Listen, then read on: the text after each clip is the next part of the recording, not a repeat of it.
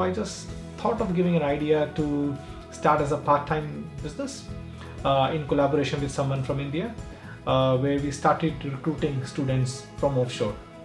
Because for offshore student visas, you don't need a license.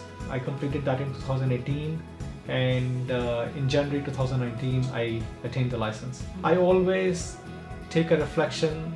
What if I was in their situation, so that makes me work in a very transparent and authentic way. I would make sure that you are getting a genuine and authentic advice. Wonderful. And immigration itself is it's very complex. There are a lot of policies. I was the only one looking after my clients, providing them the advice, doing the applications, doing the admin work, and all that stuff. I was just by myself, and now in 2024 we are a team of 13 people. She was pregnant that point of time, and she had a premature delivery. So she was going through a lot of mental trauma at that particular point of time. I can never forget the kind of the impact on impact I have been able to make. At that time, my wife was pregnant as well, so I could feel their feeling as well. There are a lot of things happening in our industry. So I believe to run this business successfully, you need to be on your toes all the time. I have used my IT skills, and I have made sure that I've got the right people in my team. And we have got one of the person who is only working on the technology part. Yeah. He's working only on the marketing part, just to improve our businesses on daily basis. Wow. And that is what helps us. Hello, it's a player meeting. Thank you for providing us with an opportunity. Since you have joined EzyMigrate, I think it's been 5 or 6 years. I joined in the month of May 2019. Since you have joined, I have seen you growing very fast, and there are not many other immigration consultants like that. A lot of people, because we have a lot of new fresh immigration consultants joining our platform. Yep. And but your company sort of stood out for us. I consider it as a fastest growing company on our platform. To begin with, I really want to know about your journey. How did you got involved in immigration industry, and it's a very, very funny story though. Yeah, sure. So I would like to take you guys back into 2011 when I came in New Zealand as a student, as an international student. So I did my post-graduation from AUT University, and that was in computers and information sciences. And then I found a job, then I started working in IT field. And I wanted to do something, just for the extra income. I never had a plan. I never had in my senses that I'm gonna go for as an immigration advisor in my career. So because a lot of people used to approach me from India that we're also willing to come to New Zealand and all that stuff. So I just thought of giving an idea to start as a part-time business in collaboration with someone from India, where we started recruiting students from offshore. Because for offshore student visas, you don't need a license. So I started taking the contracts from different education providers here, and my offshore team was helping us in doing the visa filing and processing and all that stuff. So I started that in September 2014. So it's gonna be 10 years this year.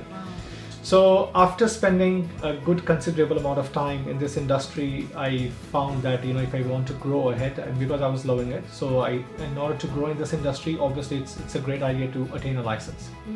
Then I started giving a serious thought about pursuing this graduate diploma in immigration advice program from Toyoma High, and I completed that in 2018, and in January 2019 I attained the license. So the journey is very, I never thought of it that I'm gonna be an immigration advisor. It's just like I think I was destined to become and help people in their journeys as well.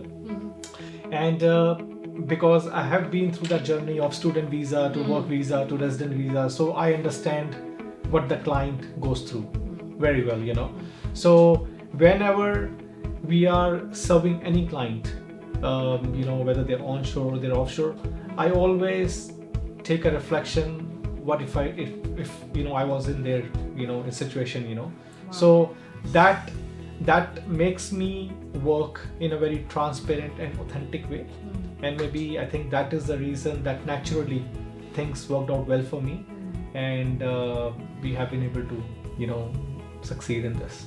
So that means you're able to empathize with your client because Yes. you have gone through their journey, Yes. so you understand. Yes. And Yes. this is beautiful because I think everybody is looking for, and if you can find somebody who can understand your position, Yep. I think this is great. That's Yeah, because when I started this journey as an immigration advisor, so the response I was getting from people that, if they had been dealing with some other advisor, they're not getting a transparent advice. They're not getting authentic advice. So I assured them that, if you are dealing with us, I would make sure that you are getting a genuine and authentic advice. Wonderful. And immigration itself is it's very complex. There are a lot of policies, there are a lot of procedures, there are a lot of instructions, and I can say confidently that no one is 100%. No advisor is 100%. I see. But working, if someone is approaching you with their case study, and if they're relying upon your advice, it becomes a responsibility that you do your thorough checks. You make checks with technical advisors, get clarification on the policy, and provide them with the right advice. Good. Yeah. So this is the practice we follow, and naturally, when I started developing my team as well, I made sure that they're following the same practice, and that is the compliment we get from our clients as well, that you work in a very transparent way, unlike other advisors in the market. So this is your team culture now. 100%. Let's talk about the early stage challenges of your career. Is there any significant challenge that you faced, and how did you overcome it? Sure. If you talk about the challenges in the early stage, a lot of challenges, because I was studying, I was working just by myself. I was the only one looking after my clients, providing them the advice, doing the applications, doing the admin work, and all that stuff. But that complete 1 year of journey in 2019 helped me to understand a lot of things, all the nitty-gritty. What is required at the admin level, what is required, what are clients' expectations, and all that stuff. And then, because I'm from technical background, then I thought of incorporating myself, collaborating with EzyMigrate, because technology does help. This is what I believe in.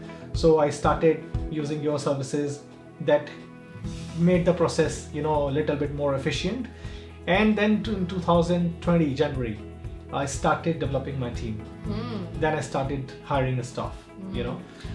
Started with the part-time casual, then we looked into the full-time staff, and we started with, in 2019 I was just by myself, and now in 2024 we are a team of 13 people. Wow.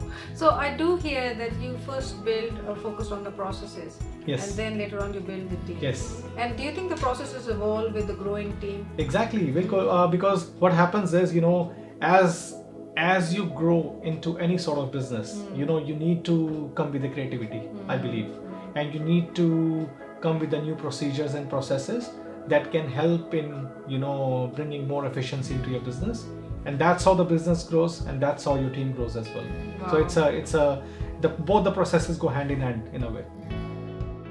In your career, is there any memorable moment, any moment that you would like to share with your audience that makes you feel fulfilled and achieved? Though there are lot of memorable moments, in my career, because we are dealing with immigration cases on daily basis, and every visa is a success for us as well as for the clients as well. But there is one memorable moment that I would like to share for sure.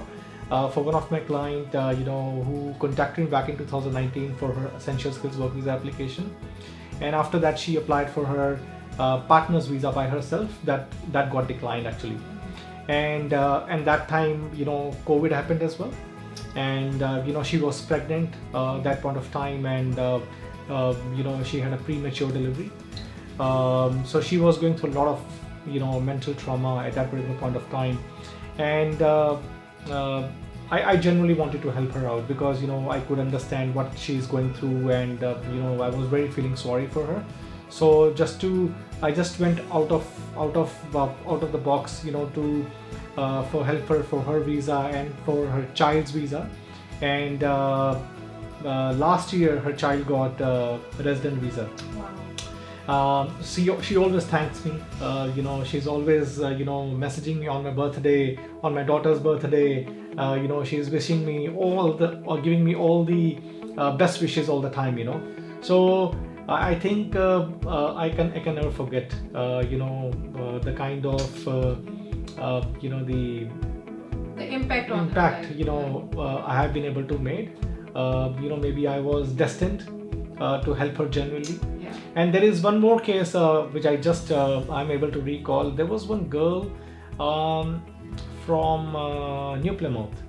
So she went through a tumor, and due to that impact, her visa was not getting extended. So her partner was my client actually. So through him, I took her up case, and I told her, see, I genuinely want to help you out, just to see if I can make any difference in your life. But luckily she got a visa, she got a work visa, and now she's in the pathway to get a residency as well. Wow. So I think money is a second factor, but sometimes when some able to fulfill someone's dream, that gives you a different kind of feeling in a way. That is so beautiful, Pawan. Thank you so much for sharing it, because this is so inspiring even for me. I think these are the things that you will always remember. Yeah, even there is one more case I would like to share. There was a client who took a study visa through us onshore, and she was on a pathway to become a qualified teacher. Wow. And they applied for the residency back in 2022, and immigration came up with the medical concerns of their child. And I can clearly remember it was last year, April or May, when we got the medical concerns for them, and everything was everything was okay in the case. It just because of their son's medical condition, it got disturbed. So at that time, my wife was pregnant as well, so I could feel their feeling as well. And I was in hospital last May when I got the concern letter, and I was fighting through it. And I asked them, see, these are my circumstances, so if you can please give me 2 weeks time, I'll make sure that I'm able to deliver the best. And by the grace of God, I was able to do the best, and they got their residency afterwards. Wow, wonderful. And I think that is why people trust you more. People find you more authentic, and this is so important. Yeah. That's wonderful. Tell me, is there any funny moment? I mean, I know, I believe nobody must have asked you this question before, but I really want our audience to know anything funny, anything interesting that you would like to share with us. A lot of funny moments happen with clients as well as with the immigration as well, but I would like to keep it very generic. Yep. Because the immigration officers who have been hired recently, obviously immigration, they have not been able to provide them the proper training, and they are not that expert yet, and they come up with very foolish concerns sometimes, and you just laugh. I mean, you are the one who are assessing the case, and you need to be aware about the policies and procedures, rather than us teaching them that this is how you need to do it. So again, like I said, there are a lot of funny moments, but I'll try to keep it generic because that is what it is. Pawan, you have so much experience. What do you think? What sets you apart as a successful immigration law practice owner as compared to a good immigration consultant? What are the key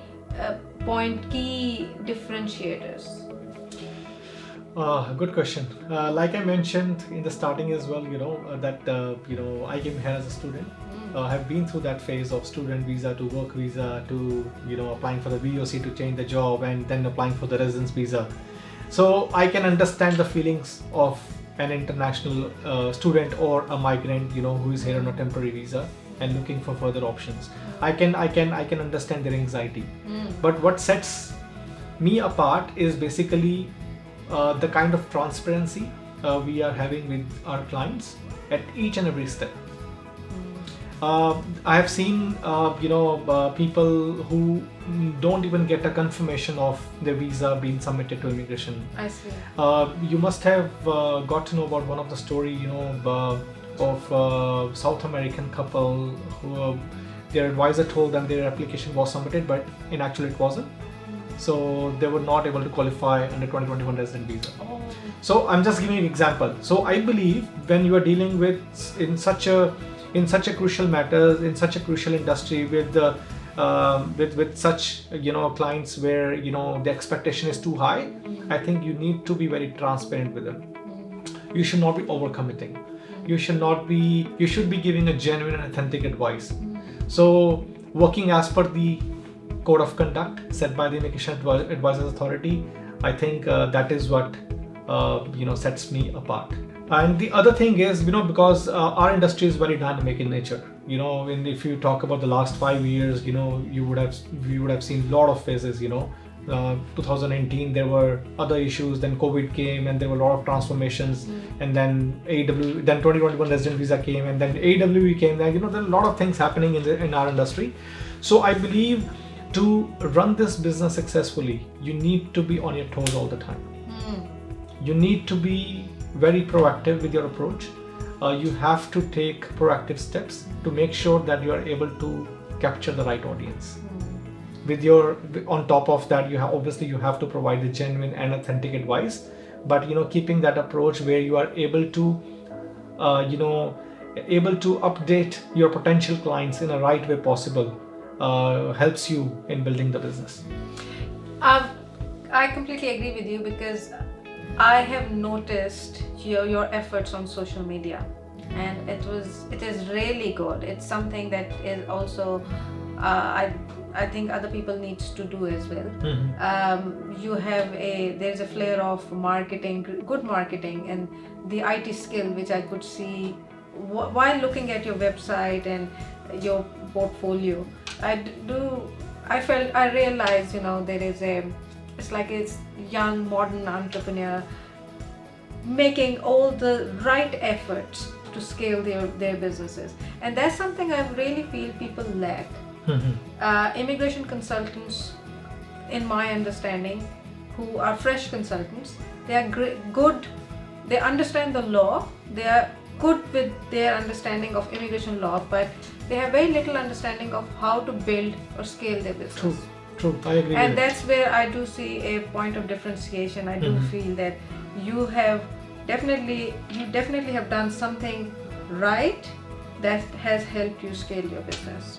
No, I agree with it, because like I mentioned, I'm from technical background, so yes. I do understand the importance of technology and how technology can help in increase your business efficiency and increase your business scale as well. So definitely I think I have used my IT skills, and I have made sure that I've got the right people in my team, and we have got one of the person who is only working on the technology part. He's working only on the marketing part, just to improve our businesses on daily basis. Wow. And that is what helps us. Now, talking about the technology, how do you see immigration industry evolving with the recent technological advancements? See, Anna, if you go into a flashback, when immigration was doing only the paper-based applications, there was a lot of delays. Processing times were too much at that point of time, And now, if you think from immigration's perspective as well, since they have started involving technology into their processes and procedures for each and every application they are working on, obviously it's helping everyone, advisors as well as the clients as well. Same thing applies in the immigration advisors practice as well. If you incorporate technology into your processes and procedures, obviously it becomes hassle-free for the clients as well, because see, everyone is in the rush these days, and everyone is tech savvy as well. So I think it's a great idea to blend the technology with your processes and procedures, so that you are able to save the time, and even it becomes easy for the clients as well. And I do want to make a comment. I remember when immigration rolled their new portal, Yep. there was a lot of complaints, but then eventually all subsided and Yep. looks like they're performing well and Yep. it's bug free. Yep. So initially, adoption of technology or new systems, it can be troublesome, but then eventually it has an added value to your 100%. business, yeah? See, nothing is 100% Yeah. at first stage. Mm. Obviously, you know, when you launch anything and you start using it over and as per the feedback and as per you know The your hiccups, own yeah. experience, you know, you can always make it better Yeah. day by day. So Yeah. that is what happens. Pawan, thank you for your time, and this is my last question. What are you most proud about your immigration career? The most proud moment is that in the last 5 years we have been able to serve more than 3,000 individual clients, Oh, wow. which includes applicants, employers, and we have been able to do more than 5,000 applications. Amazing, that's wonderful. Yeah, so I mean, I never anticipated that this yeah, is big. that Yes. we'll be able to achieve this much. Yeah. But I think, like I mentioned earlier as well, I think whatever you know procedures and processes we are following and the authenticity is there in our you know in our advice and the practices we are following has helped us in you know achieving this. Awesome. And what is your success rate? It's close to 100%. Wow, Yeah. I think this is It's amazing. close to 100%. It will be anywhere around 97, 98, I believe. Oh my God, this is amazing. It's wonderful knowing you, and I hope other immigration consultants, other people who are starting their migration Yep. journey will be able to see this, and I hope this interview will add some value to their life and to their journey as well. Thank you very much for Thank the you, insights. Anna. Thank you so much for this opportunity. Thank you. I appreciate it.